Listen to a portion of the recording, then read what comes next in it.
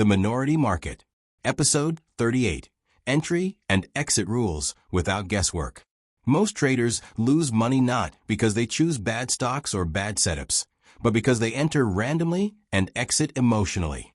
They buy because something feels right and sell because something feels scary. This is not strategy. This is impulse.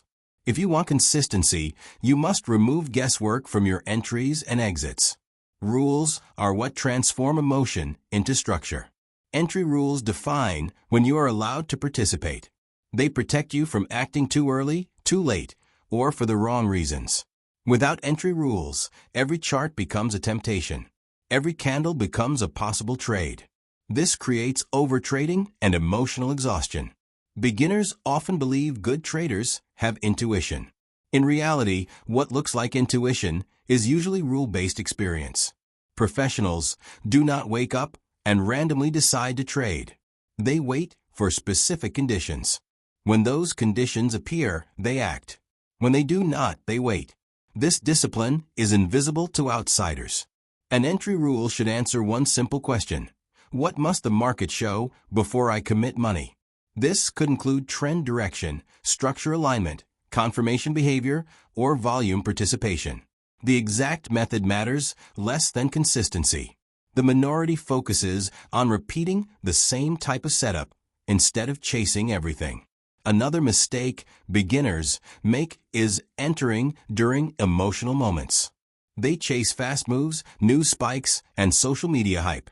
These entries are driven by urgency, not logic. Rules create a pause between emotion and action. That pause protects capital. Exit rules are even more important than entry rules. Many traders focus on finding the perfect entry, but ignore how to exit. They hold losing trades, hoping for recovery. They exit winning trades too early because of fear. Both behaviors destroy performance.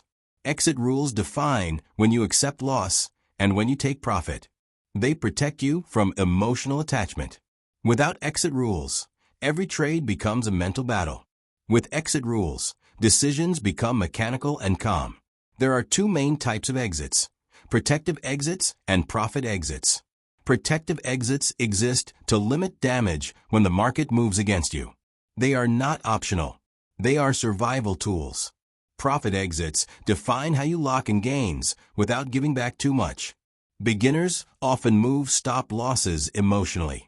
They widen stops when price moves against them because they do not want to be wrong.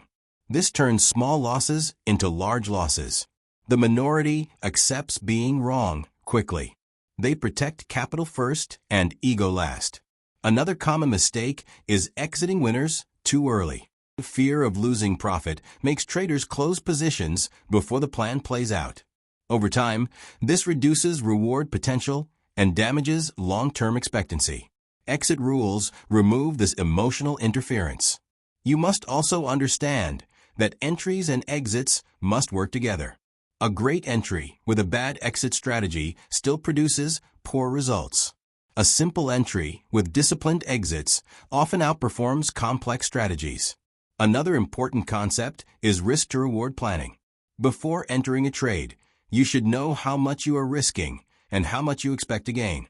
If the potential reward is not worth the risk, you skip the trade.